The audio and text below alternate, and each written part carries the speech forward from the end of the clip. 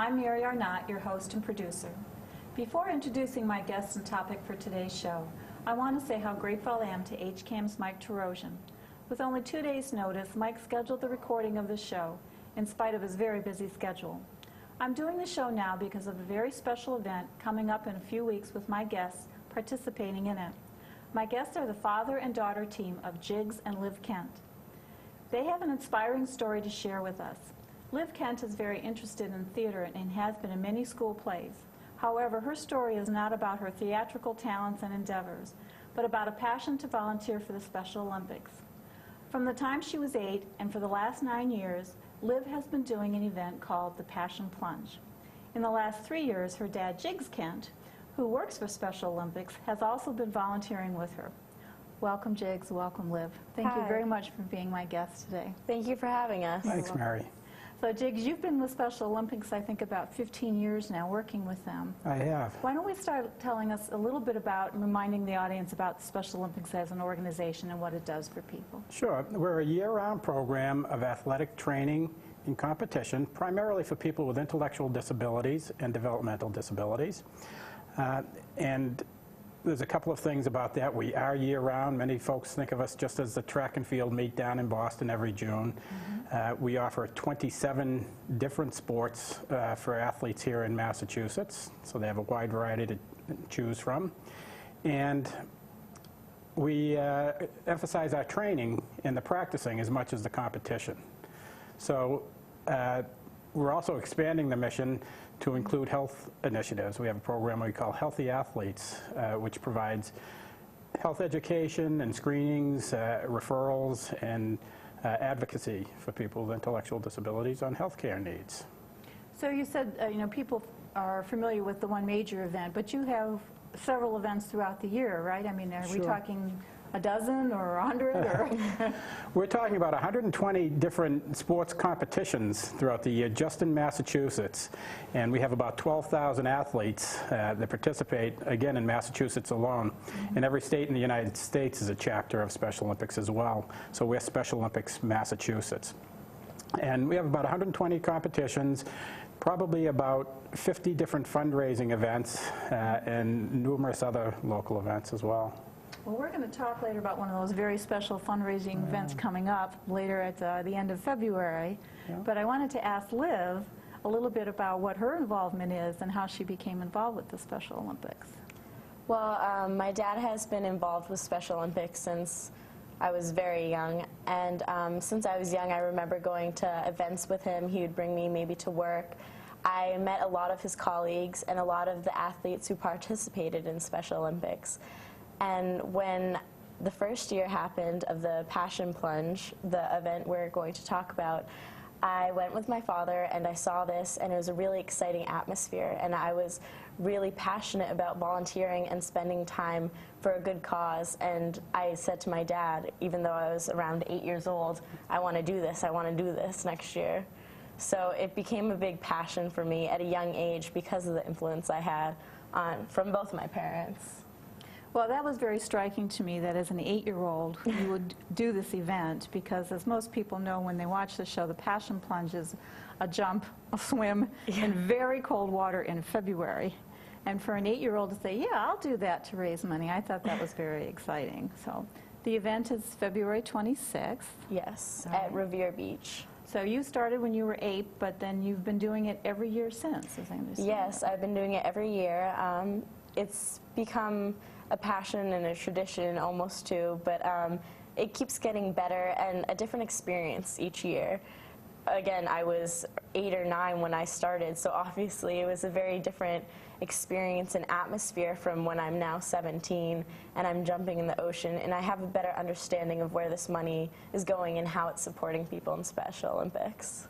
Now, when you started out, did you have a theme, or do you wear costumes or just swimsuits, or tell us a little bit about your early experiences with it, and then we'll get to what the team name is for today. Well, in my early experience, I was told by my father that they have a costume party, a costume idea and theme that everyone is supposed to have. And so I came up with my own theme, and I actually have a picture of it. I was an ice princess. So I had my aunt's old bridesmaid dress, I had a little crown, and I was a princess of the ice, and that was my first theme. Later on, as years progressed, I had friends who actually joined me in fundraising, and we were superstars, and we came up with themes on our own as well. And Why don't you show us the picture of when you first got started, because you have it right there. If you hold it up, the camera will be able to zoom in on it for us. the picture when I first got started was a picture of me with the polar bear, which is the mascot for the Passion Plunge. And I had my crown on, and my dad was very excited to take a picture, being only 9 and jumping in freezing cold water. He Very wanted to brave. witness it. So part of the Passion Plunge is a costume contest as well, too. So everyone there will dress up in some type of a costume. And then they'll have a contest just before taking the plunge, and they award prizes for best dressed and most enthusiastic and that type of thing. Now, before you got involved with Live, though, in doing this, you had some other friends, I think you said, had volunteered with you over the years? Yes, this is actually a donation bucket that we had one year.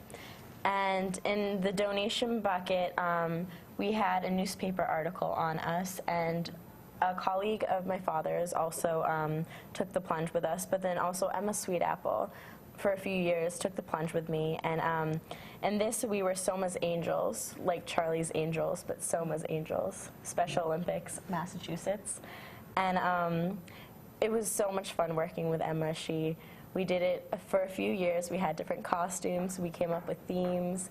And she wanted to really support Special Olympics, but unfortunately wasn't able to participate in some of the following years. So one year I did it by myself, and then I had my father join me after that. So. Sure. Now this was the year, I believe, you were at PolyArts as well, too, and you set up a booth to do face painting. Yeah. And whatever donations she got for doing face painting went into the Passion Plunge. I do have to ask you, though, Jiggs, weren't you a little bit concerned about this 8-, 9-year-old jumping in this really cold water? Well, that seems a little young to me. I mean, it seems a little bit young. Yes, I was a little bit concerned. But she was enthusiastic enough about it, and as a young kid, we'd go out walking the beach all through the year, and she was half in the water any time of the year anyways. And when she went in the first time, she didn't go quite all the way under. She went about up to her waist the first time. As she grew older, she started taking the full plunge and going completely under. So she was braver than I was, though. Notice I didn't join her for the first few years either. you have another thing there. It looks like a trophy, Liv, from a couple of years ago. And I'd like you to tell our audience about that, because that one's really special. I don't know how well it'll show up on the camera, but it's from the year 2009. This is from 2009. I actually was a top fundraiser in 2009, which was very special to me. I put in a lot of effort year after year, and in 2009 I was given this trophy. We have youth who participate, and we also have adults, and I had raised the most money, and I think at that point I had raised, with teams as well, around $13,000 in 2009. Congratulations. Oh, thank Quite you. an accomplishment. It was. I was very excited, and it's something that I treasure and I'll keep for a while, because it will always remind me of each year doing it and every experience that I had with it. I would want to note that she was a top youth fundraiser that year, and I will give a little shout out to Alec Levine, also of Hopkinton, who has been a top adult fundraiser for the Passion Plunge as well, too. So. Well, congratulations to both then. Yeah. Now, you have a different theme and team now that your father and daughter team doing this for the last 3 or 4 years. 3 years, I'm sorry, you said 3 years. This will be the third year, yeah. Yeah. So what's the theme this year for the costume part of it? Well, our theme, it's been for the past 2 years, is Super Team, and like Superman, but we came up with this theme, or I came up with this theme, because people often said to me, are you related to Clark Kent, which is Superman's alter ego name? Yeah. And I was like, no, I'm not, no, I'm not. And I came up with the idea when my dad and I were preparing to take the plunge, and I said, well, if we're like Superman, maybe we can withstand the cold. So we became Super Team because of our last name and in hopes that it wouldn't be as cold. So what do the costumes look like? Well, Very mild-mannered when we come down. We'll have white shirts on, and dark pants, and just blend in with the crowd, and we'll have our glasses on. yeah, we have our glasses. And then when the call comes, We run into the water and rip rip off the our, white shirts and and have our off Superman the shirts glasses. underneath So and is- capes. Oh, you do? You have a cape? And Yeah. does it have a big S or a big K on the front of the... Well, It's S. They're It's Superman S. It's- shirts. it's They're true Superman. Superman shirts, yes. but It works. we It dressed works. as businessmen like Superman was, and took a few pictures, and then when we ran into the water, we ripped off our businessman shirt and had our Superman shirt underneath. So In bathing suits, though, too. yes, we also wear bathing suits too. I think So- I'd be covered in one of those diving suits so I could stay warm before you'd get me in that water. Well, sometimes it's easier in bathing suits because it's not as many layers, especially running back. You get so wet and cold that you're just, wrap me in a towel, wrap me in a thermos. So are people on the shore, and do they have towels and hot chocolate, and how Sure, does it... family comes along with thermoses of hot chocolate and lots of towels, and it's just a lot of excitement as well, too. There's about 300 to 400 people that Yeah. jump in at a time. So it's not just going in by ourselves, it's a whole crowd going in together. Does it take places at different beaches in Massachusetts, or is it the same place every year? This year, we're at two places. We're at Nantasket Beach and at Revere Beach, and I think it's the second year for Revere Beach. In the past, we've tried other spots. We were in Lake Quinsigamon one year, Weren't we in Hull? and that's where Nantasket is, and we've been down the Cape as well, too, but we're consolidated to two beaches in one day this year. I forgot to ask you, tell me a little bit about how cold is this water and how long do you stay in? Well, as my dad confessed before, the first year I did not fully jump in. Well, you were only 8 years old, so let's forget that. But as years progressed, you are encouraged to jump in, but you can't jump in, you can't run in all the way to your head or to your shoulders. You have to immerse yourself in the water, and you have to push yourself down and get the willpower to go underneath the water. So it's mostly a dive where you jump in and you get freezing, and then you jump out and run back. But it is running up to maybe your knee's length and just having to dive yourself in because of the tide. Remember one year we did it in March, and it was probably high 40s for the air temperature. I don't know what the water temperature was, but I remember running in and going, oh, what am I doing? Why am I doing this? Finally jumping under the water, coming back up and running back in and feeling the sunshine and drying off and saying, boy, I could do this again. That feels so good. And then saying to myself, well, wait a minute. You don't have to do this again. Please don't do it. So I just kept running and didn't dive in again. But there's some folks that'll dive in a couple of times. But we make sure we go under at least once. So do you not want to know the water temperature when you go in, or do you want, or the temperature tell you. outside? They do tell you. They tell you. And one year when I was with Emma Sweetapple, it was snow flurries. We had snow. Yeah. We had freezing cold temperatures, and we felt like icicles. And they make sure to tell you what the temperature is, but they also offer ice cream beforehand too. They have ice cream parties. So is that to bring your body temperature sort of down before you take the plunge? That's or just is it... congratulations for it, actually. Oh my gosh. Yeah. They can make you cold even before you get in the water, huh? Might as well. You're gonna be cold anyways. I forgot that. The first couple of years, that's the first thing you wanted to do was get the ice cream I before wanted jumping the ice in. cream. Well, I guess that's an incentive for the younger ones. I don't know about the older ones, but... Yeah. So you said there's generally 300-400 people jigs at... Yeah, I think last year there was a total of about 750 people that went to the two different locations. And so it was split fairly equally, 400, 350 or so. And to begin with, we all register, and then we get together there, and they'll have bands playing, and they'll have raffles going on, and the costume contest will be judged and that type of thing. And then just before 12, they'll gather us all together and sound, I think it's an air horn that they do, and then it's a mad dash from there. So.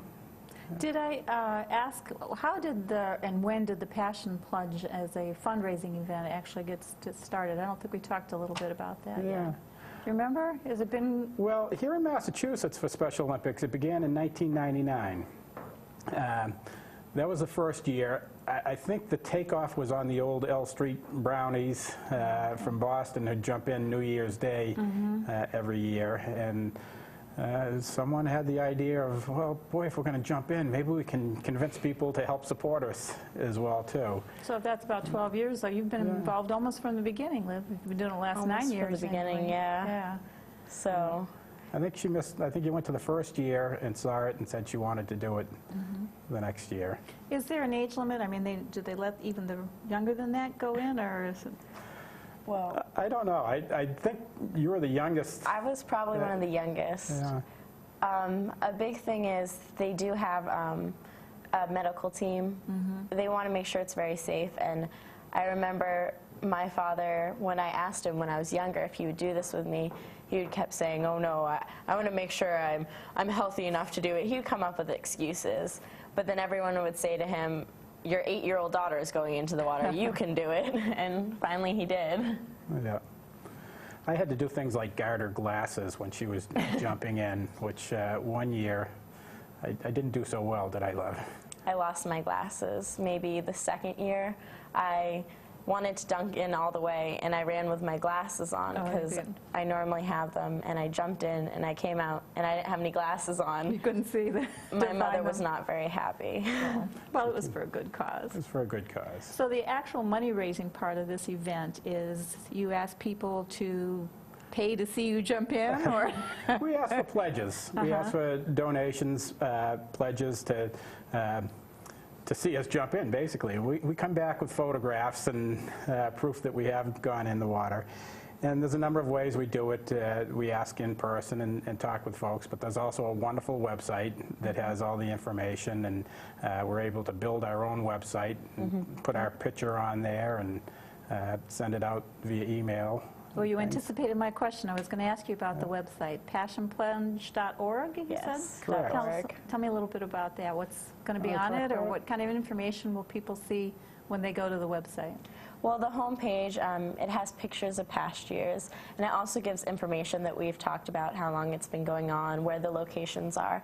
But then it also allows the people participating to create their own page, to give information about themselves, to have a place where people can sponsor them. And there's actually a search box, and you can type in their name or their team name into the search box, and it will come up with them, their actual names, how much they've raised so far, where they're jumping in the ocean. And for us, when we discovered it, it was a great way of keeping track of our information and also showing people the pictures of past years and letting people know about our journey and my story also in the years that I've done this. So it's been quite helpful and a good way to look back to and look at our past websites and pages. So. And there's a donation box, that, as Liz said, that folks can donate to and then put a message on as well, too. And they have in the past. Just coincidentally, just yesterday or the day before, Eunice Shriver's husband passed away. Of course, she had passed away, I think, 3 years ago as the founder of the Special Olympics nationally. And then her husband of he's 95, who had been president, I think, of the Special Olympics for quite a few years, had passed away. So he was Mrs. Shriver is the person that founded Special Olympics. She was really the heart and soul of the movement.